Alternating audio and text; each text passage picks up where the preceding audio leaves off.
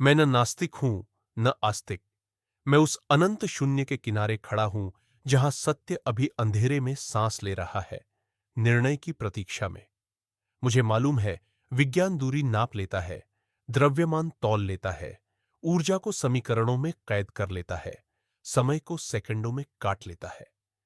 पर वह मेरे अंतर्मन के उस गहरे दुआ का कारण कभी नहीं समझ पाता, और मेरे इस अस्तित्व का अर्थ व रहस्य जो रातों में मुझे जागता रखता है, उसे कभी माप नहीं पाता। फिर भी मैं उस ईश्वर को भी अस्वीकार करता हूं जो अपनी अनुपस्थिति की छाया में इतिहास के पन्नों पर खून से युद्ध लिखवाता रहे और अपनी प्राचीन किताबों में चुप्पी का मुलम्मा चढ़ाए बैठा हो। मैं उस सत्ता को नहीं मानता जिसे मनुष्य की पूजा, इबादत, भय की जरूरत हो, जो नैतिकता को कठोर आज्ञाओं में बदल दे और मनुष्य को जन्म से ही अपराधी घोषित कर दे। अगर ईश्वर है तो वह भय का स्रोत नहीं हो सकता। वह दंड देने वाला न्यायाधीश नहीं, बल्कि एक कोमल प्रकाश होना चाहिए जो अंधेरे में भी मार्ग दिखाए बिना डराए।